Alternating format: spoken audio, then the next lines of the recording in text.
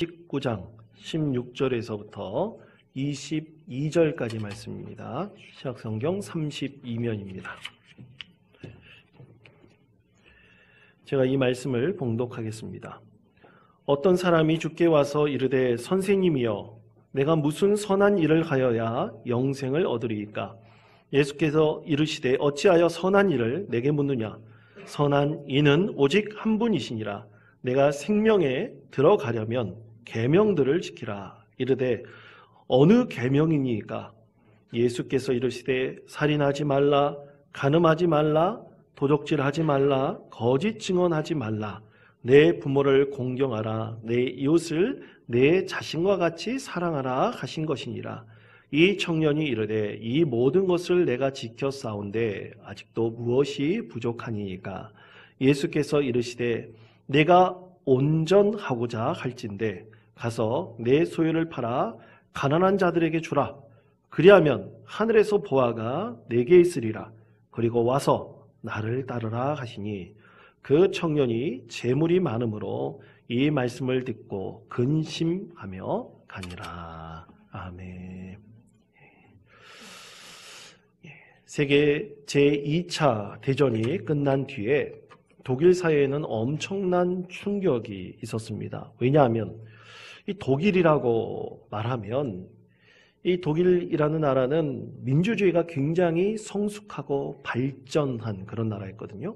절차적인 민주주의를 서방 세계에서 아주 대표적으로 잘 발전시킨 나라였었고, 또 그리고 서방의 기독교 국가의 아주 대표적인 나라였었기 때문에 히틀러와 같은 엄청난 악한 사람이 그들이 지도자가 되어서 세계전쟁에서 수많은 악행을 저질렀다는 것이 이 독일 사람들에게는 도저히 받아들일 수가 없었습니다.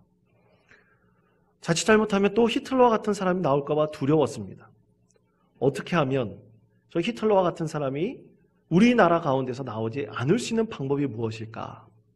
그것에 대해서 고민하면서 독일 사회의 진보든 보수든 지식인이든 정치인이든 가리지 않고 많은 사람들이, 전문가들이 모였습니다.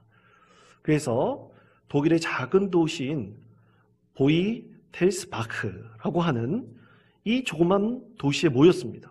그래서 그들이 끝장 토론을 했습니다.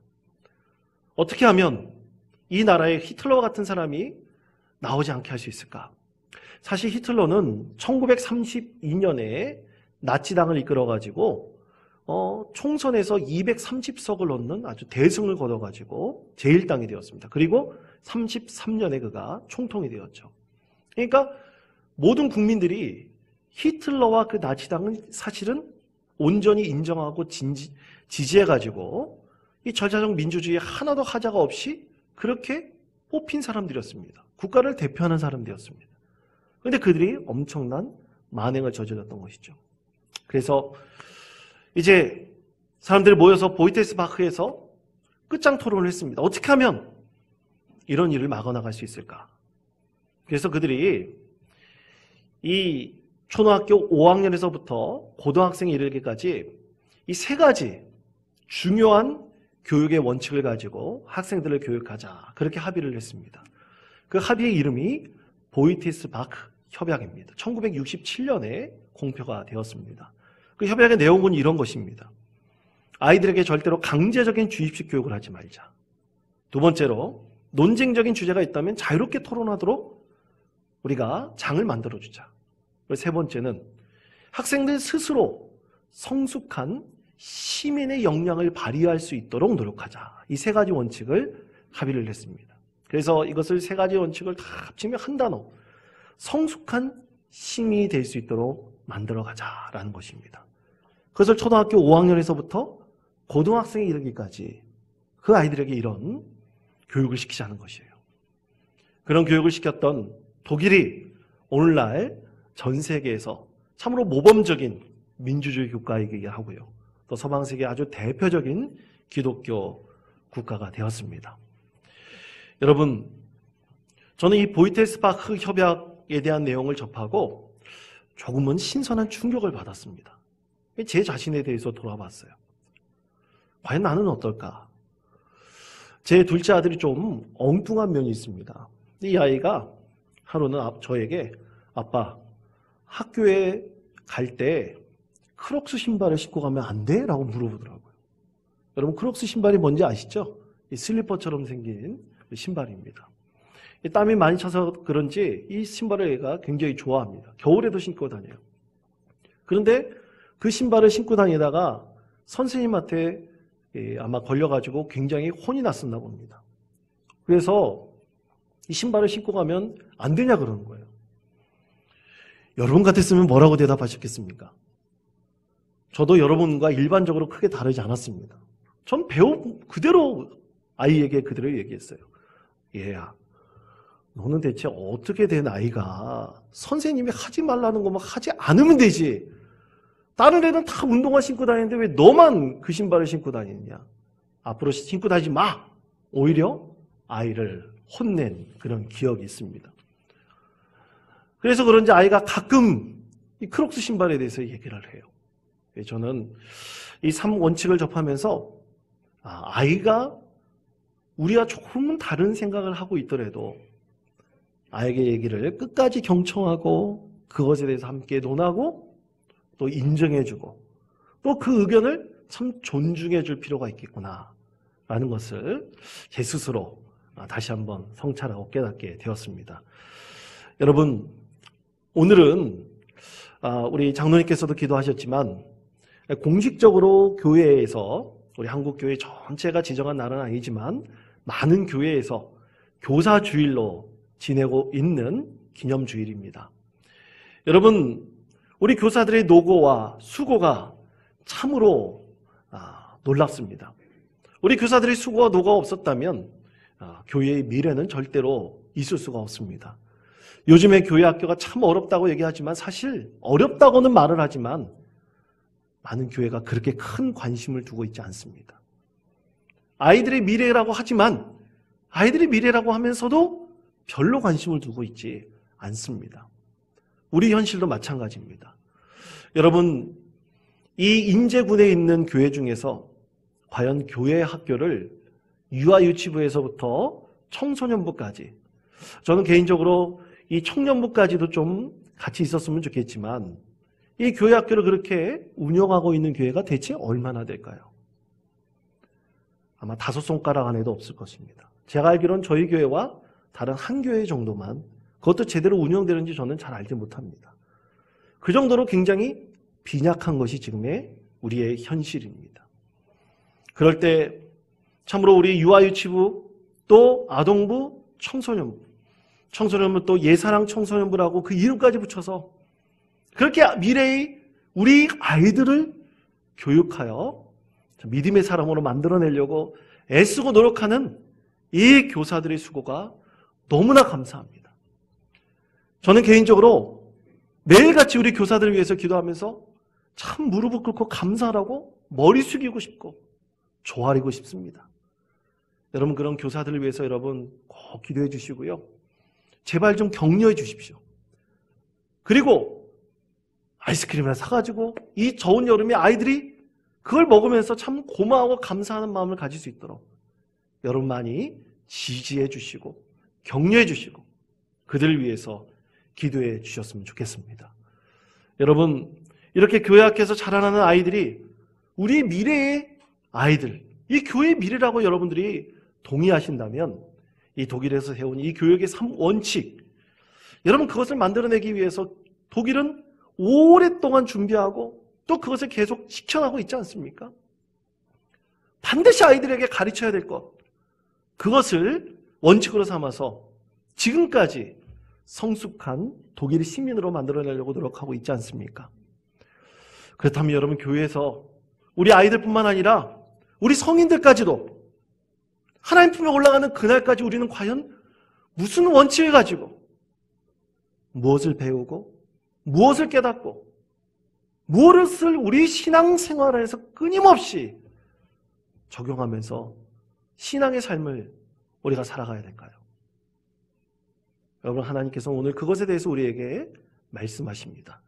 오늘 말씀은 인생의 가장 중요한 한 가지 질문을 던진 한 청년에 대해서 말씀하고 있습니다.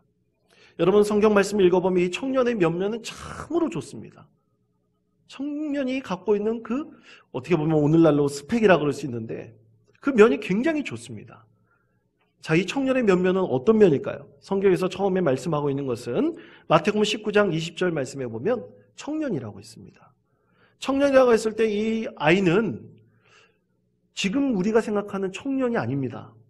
굉장히 어린 나이에 어떻게 보면 사춘기를 갓 지난 한 15세에서 20세 사이에 있는 그런 청년을 얘기하는 것입니다. 그리고 또 마태복음 19장 22절 말씀에 보면 재물이 많은 사람이라고 했어요. 어린 나이에도 불구하고 부모로부터 많은 재물을 물려받은 사람이었던 것 같습니다. 그리고 누가복음 18장 18절 말씀에 보면 이 청년에 대해서 어떤 관리라고 얘기를 합니다. 관리라는 지칭을 받을 정도면 어떤 성경학자들은 사내들인 공의의 회원일 것이다 라고 추정을 하는데요. 그만큼 위치를 갖고 있는 청년이었다는 거예요. 어린 나이에 참 출세도 한 그런 청년이었다는 것이죠. 그리고 율법에 대해서도 아주 잘 지켰던 공부를 많이 한 청년이었습니다. 그래서 이 청년이 여러 선생님들을 만나가지고 자기 인생의 가장 큰 질문을 해결하려고 간절히 원했던 것이죠. 그러니까 어떻게 보면 대학도 오늘날로 보면 서울대학 다니고 있는 그런 아주 훌륭한 청년이라고 말할 수가 있습니다. 참 부러운 청년이죠. 그래서 오늘날로 본다면 우리에게 딸이 있다면요, 참 사위 삼고 싶은 청년이다. 아마 그런 마음이 들 만큼 아주 훌륭하게 자라난 그런 청년입니다. 그러던 그가 예수님께 다가와서 한 가지 인생에서 해결되지 않은 중요한 질문을 했습니다. 자, 그것에 대해서 마태복음 19장 16절은 이렇게 말씀합니다. 우리 다 같이 한 목소리를 읽어볼까요? 시작! 어떤 사람이 주께 와서 이르되 선생님이여 내가 무슨 선한 일을 하여야 영생을 얻으리까 하며. 이 청년이 가장 궁금했던 것은 영생에 대한 것이었어요. 어떤 선생님을 찾아봐가지고 가도 이것에 대해서는 해답을 얻을 수가 없었습니다. 그래서 그가 예수님께 왔어요. 예수님을 찾아왔습니다. 그래서 물어봤습니다. 사랑하는 성도 여러분, 오늘 우리에게 아주 중요한 인생의 질문을 합니다. 이것은 우리 교회에서 아이들에서 뿐만 아니라 우리 믿음의 생활하는 우리 모든 성도들이 하나님 품에 올라갈 때까지 우리가 배우고 익히고 깊이 깨달아야 될 것에 대한 두 가지를 오늘 우리에게 말씀을 하십니다. 여러분, 그 중에 첫 번째가 바로 영생에 대한 것입니다. 자, 영생은 과연 무엇일까요? 여러분, 영생이라는 단어는요, 헬라어로 두 가지 단어가 합성된 단어입니다. 하나는 조에라는 단어, 그리고 아이노니오스라는 단어가 합성된 거예요. 그래서 사실 실제로 헬라어 원문에 보면 두 가지가 이제 떨어져 있습니다. 그래서 두 가지 합쳐가지고 영원한 생명이라는 뜻이에요. 조에라는 것은 생명이라는 뜻이고 아이노니오스라는 것은 형용사로서 영원한이라는 뜻입니다. 이 두 단어를 이제 본다면 가장 중요한 것은 아이노니오스예요. 이 아이노니오스라는 단어는요, 영원한이라는 뜻이지만 이것을 풀어서 해석을 하면 시작과 끝이 없는 이라는 뜻입니다. 사랑하는 성도 여러분, 우리에게 시작이 있었습니까? 우리는 어떻게 시작됐습니까? 우린 다 어머니의 뱃속에서부터 태어났죠. 거기서부터 10달 동안 우리가 자라났고 세상에 나왔습니다. 그렇게 시작이 있었어요. 여러분, 우리의 끝은 언제일까요? 물론 우리의 끝은 언제인지 알 수 없습니다만 반드시 우리에게는 끝이 있다는 것을 우리는 분명히 알고 있습니다. 그래서 우리에게는 시작과 끝이 있어요. 그런데 여러분, 이 세상에서 시작과 끝이 없는 분이 있습니까? 딱 한 분 계십니다. 그분이 누구입니까?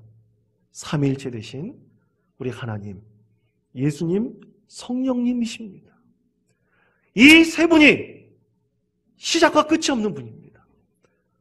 그것에 대해서 요한복음 17장 3절은 우리에게 이렇게 말씀을 합니다. 우리 다 같이 이 말씀을 한 목소리로 봉독하겠습니다.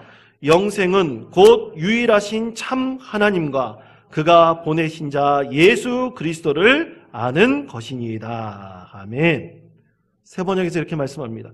영생은 곧 유일하신 참 하나님과 그가 보내신 자 예수 그리스도를 아는 것입니다.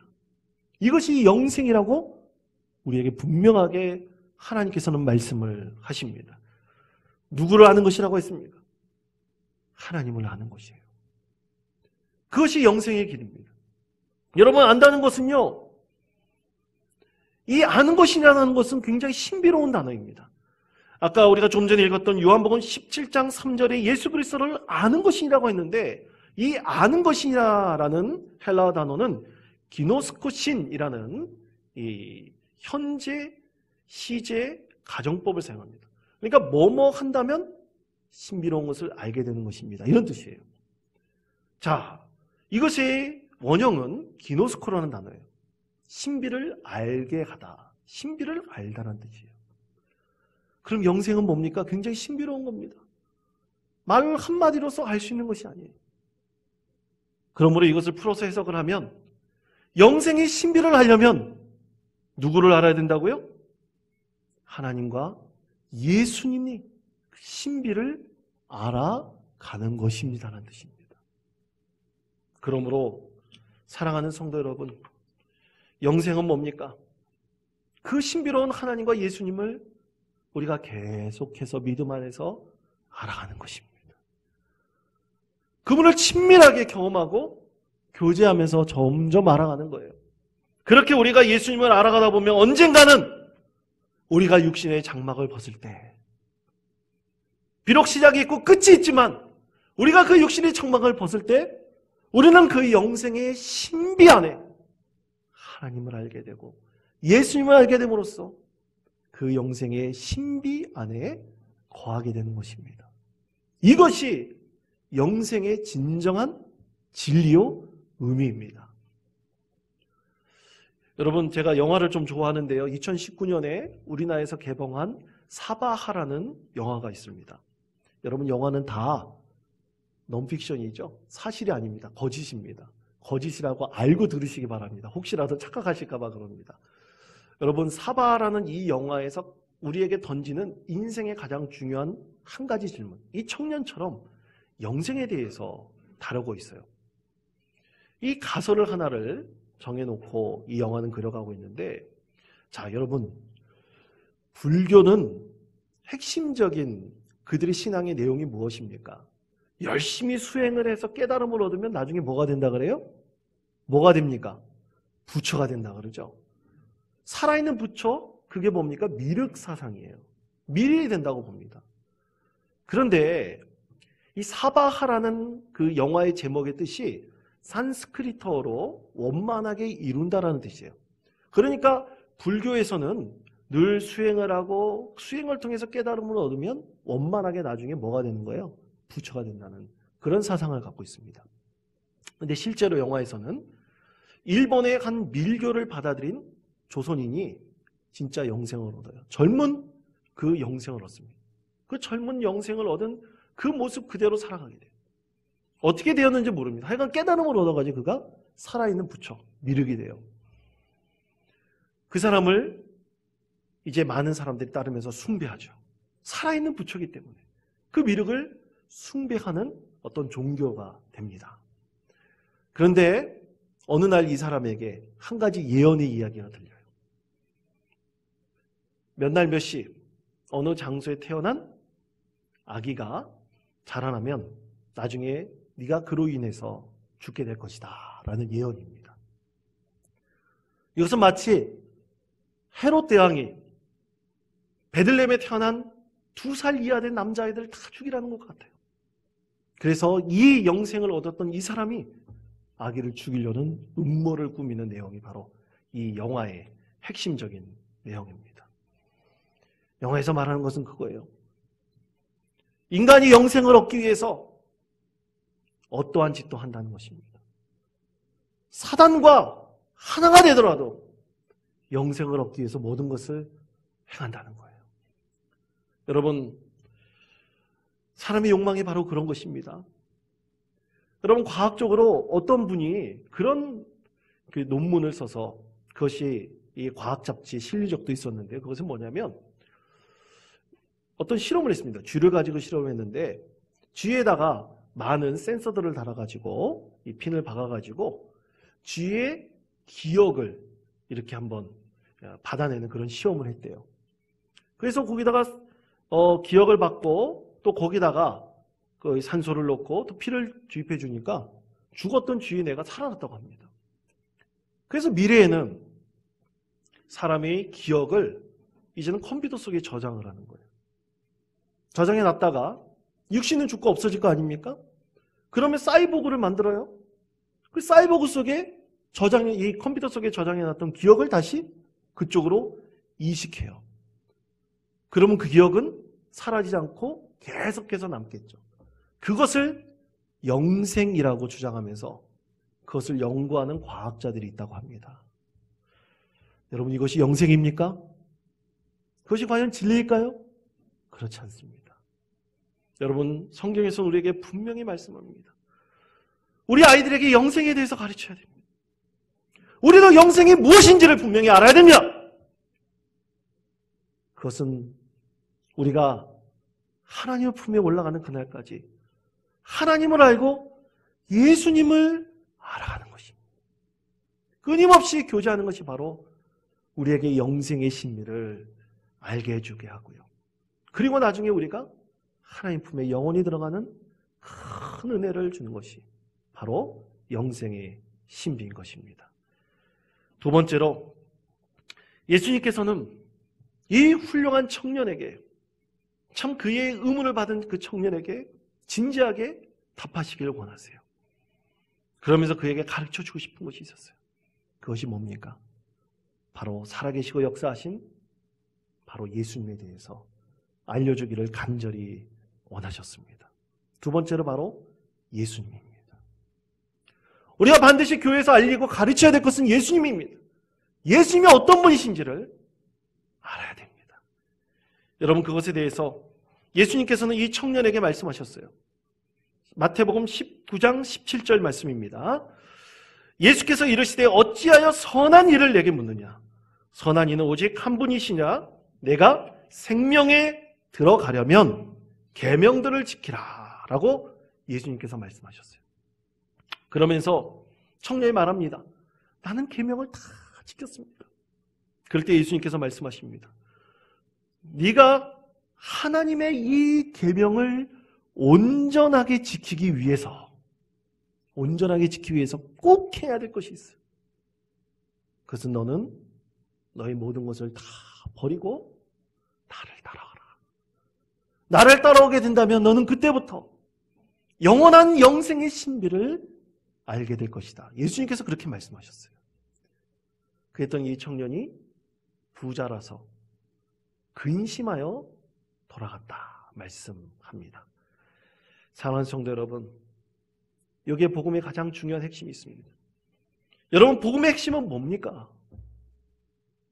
복음의 핵심은요, 우리가 하나님을 알고 예수님을 안다 그럴 때 그것은 내 모든 것보다 더 예수님을 사랑하는 것입니다. 내가 가장 소중히 여기는 그 무엇보다 예수님을 진정으로 따르고 사랑하는 것입니다. 이 청년처럼 아까워서 근심하여 떠나는 것이 아니라 이 세상 그 무엇보다 예수님을 사랑하고 예수님을 따르고 예수님을 미친 듯이 사랑하는 것입니다. 기독교 고전 중에 철로역정, 그리스도를 본바라와 더불어 많은 그리스도인들에게 참으로 큰 사랑을 받았던 한 가지 작품이 있는데 그것은 1600년대에 쓴 존 밀턴의 신라권이라는 작품입니다. 대서사시인데요. 이 신라권이라는 작품은 존 밀턴이 12권으로 기록한 대서사시인데 그가 이 책을 쓰다가 그만 실명을 당하게 됩니다. 그래서 그의 딸이 하나님께 주신 영감을 이 시로 대신 대필했다고도 합니다. 이 12권의 내용은 각자 하나님께서 천지 창조에서부터 그리고 인간의 타락하는 그 상황까지를 그려주고 있는 그런 서사시인데요. 이 내용에 보면 처음에 하나님께서 세상을 창조하십니다. 그리고 아담과 하와를 에덴 동산에서 살게 해요. 근데 여러분 실낙원이라는 뜻이 무슨 뜻이냐면 낙원을 잃어버린다는 뜻이에요. 낙원의 상실이라는 뜻입니다. 그러니까 인간이 마지막에 에덴 동산에서 쫓겨나면서 낙원을 상실하는 것을 이 실낙원에서 그리고 있죠. 그래서 12권 제3권에 보면 하나님께서는 인간을 자기 형상대로 창조하셔서 너무나 인간을 사랑하셔서 에덴 동산에서 살게 하셨어요. 그런데 언젠가 타락한 천사가, 그 사단이 자기를 이기려고, 하나님을 이기려고 하는 수단으로 사람들을 타락하게 할 것이다 라고 하나님께서는 생각하십니다. 분명히 그 타락이 있을 것이라고 생각하세요. 이 사단은 항상 하나님을 이기려고 하지만 그 이기려고 하는 가장 공격의 대상은 아담과 하와로 삼을 것이라고 하나님께서 걱정하시죠. 그래서 미리 천사를 보내서 이런 일이 일어날 것이다 라는 것을 알려줍니다.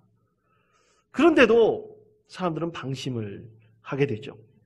그래서 하나님께서는 이 12권 중 세 번째 권에서 자기 독생자 예수 그리스도를 인물을 주십니다.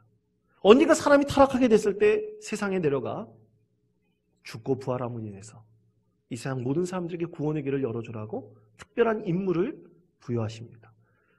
그리고 12권 중 9권째 그 책에서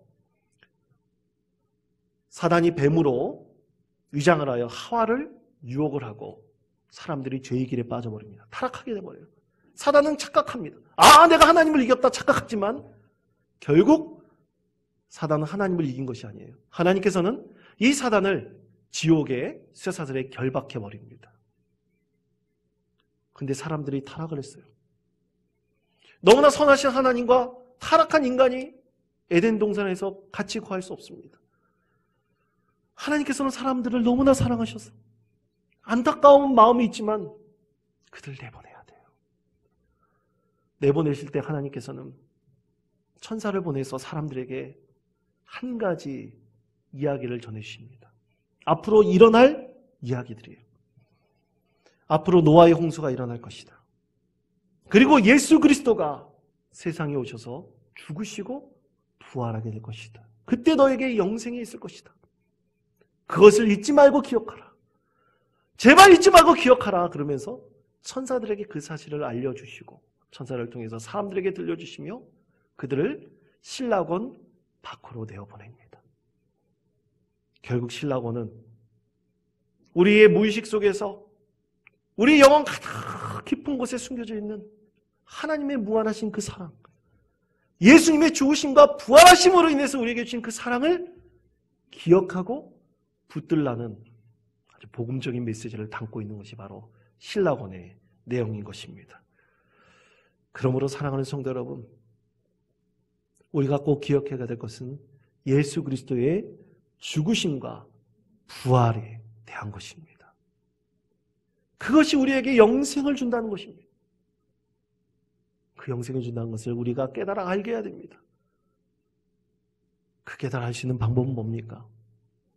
이 세상 그 무엇보다 나의 가장 소중한 분이 예수님이심을 알고 예수님을 진정으로 사랑하는 것입니다. 이 세상 그 무엇보다 예수님을 사랑하는 것입니다. 미친 듯이 사랑하는 것입니다. 우리가 그렇게 예수님을 사랑하게 될 때 우리는 언젠가 그 영생의 신비 속에 들어가며 우리가 이 세상의 육신의 장막을 벗을 때 하나님 품에 올라가게 될 것을 우리는 분명히 깨닫게 됩니다. 여러분, 미국의 한 청년 중에 성중독자가 있었어요. 그런데 이 청년이 밤마다 음란물을 보느라고 정신이 없습니다. 그런데 이 청년에게 첫눈에 반한 한 여인이 있었어요. 이 여인에 대해서 너무나 사랑하는 마음이 듭니다. 싹 터나가고 있어요. 근데 여인을 사랑하고 싶지만 자기는 이 중독에 빠져가지고 도저히 이 여인을 사랑할 수 없을 것 같아요. 자신이 없어요. 어떻게 하면 좋을까? 이 청년이 이 자기 친구, 지금 미국뿐만 아니라 한국의 많은 크리스찬 청년들에게 영적인 어떤 리더십과 또 메시지로서 더 많은 감동을 주고 있는 김다니엘 선교사가 이 대학 친구였어요. 그러면서 이 친구에게 물어봤습니다. 자기 고민을 털어놨어요. 어떻게 하면 내가 이 자매를 사랑할 수 있을까? 이 여인과 사랑하면서 살 수 있을까? 그런데 나는 이런 비참한 죄인인데 어떻게 하면 살아갈 수 있을까? 고민을 털어놓습니다. 그래서 이 김다니엘 선교사가 이 친구에게 목사님께 물어봤니? 네, 물어봤지. 목사님이 뭘 하셔? 그냥 끊으래. 여러분, 끊는다고 그게 끊어지는 겁니까? 오히려 더 매여 있게 됩니다. 그래서 백방으로 방법을 찾아봐요. 어떻게 하면 이것에서 벗어나 사랑하는 여인과 큰 관계를 맺을 수 있을까? 진짜는 사랑을 맺을 수 있을까? 그렇게 고민을 하고 있을 때 그 학교에 어떤 교수님을 찾아갑니다. 교수님께 도움을 요청해요. 그래서 교수님께 자신의 사정을 다 얘기를 합니다. 이 학생의 얘기를 경청한 교수는 두 가지 미션을 제시해요. 한 가지, 절대로 그 중독을 끊으려고 생각도 하지 말라는 거예요. 왜냐하면 끊으려고 생각을 하면 자꾸만 그것에 매이게 된다는 것입니다. 뭐뭐 해야 한다 자꾸만 강박적으로 매이게 되다 보면 더 끊지 못하니까 아예 생각도 하지 말라. 두 번째는 사랑하는 여인이 있다면 그 여인을 사랑하는데 사랑을 표현하고 사랑스러운 행동을 하는데 미친 듯이 사랑을 해라 그랬어요. 그 여인에게만 미친 듯이 사랑을 표현하고 사랑하는 행동을 해라. 그렇게 두 가지 미션을 줬습니다.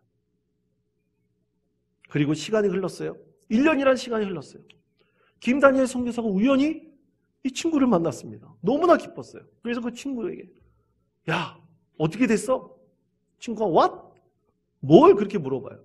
아니 그때 네가 그렇게 중독에 빠졌는데 그거 어떻게 됐냐고 물어봤습니다. 그때 친구가 얘기해요. 교수님이 가르쳐준 대로 이 중독에 매이지 않으려고 생각도 하지도 않고 오직 이 사랑하는 여인에게 집중했대요. 어떤 이벤트를 했는지 몰라요. 매일같이 여인 집 앞에서 꽃다발을 들고 했는지 아니면 편지를 써서 보냈는지 어느 순간에 뿅 하고 나타나가지고 이벤트를 하고 막 그 자매를 깜짝 놀라게 했는지 모릅니다. 하여간 미친 듯이 사랑하려고 그 여인에게만 집중했다는 거예요.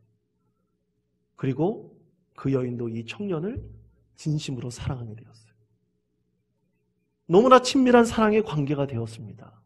그렇게 미친 듯이 이 사랑의 대상에게 집중하고 살아가 보니까 어느 순간 자기도 모르게 잊어버렸다는 거예요.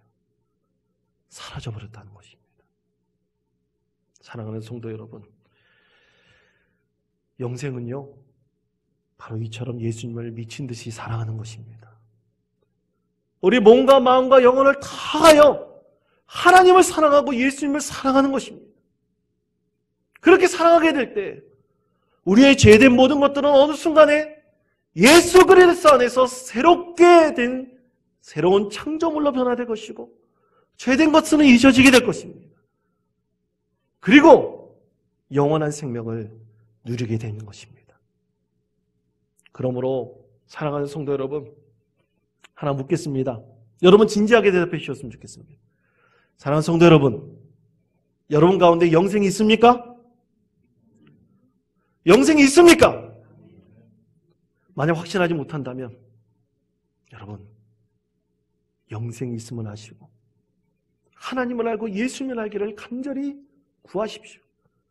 그리고 예수님을 진심으로 사랑하기를 끊임없이 노력하십시오. 그렇다면 우리도 너무나 알지 못하는 그 순간에 그 영생의 신비가 바로 우리 안에 심겨지게 될 것입니다. 구원받은 하나님의 자녀가 될 것입니다.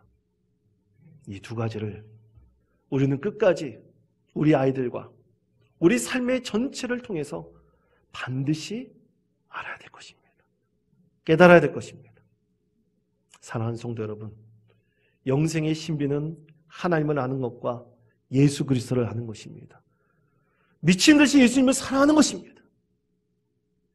이것을 우리 한평생 꼭 이뤄가시며 그 영생의 신비를 깨닫고 이 세상에서 더할 나위 없는 하나님의 놀라운 은혜와 그 축복 가운데 거하시는 우리 믿음의 성도 되시기를 간절히 축원드립니다. 기도하겠습니다.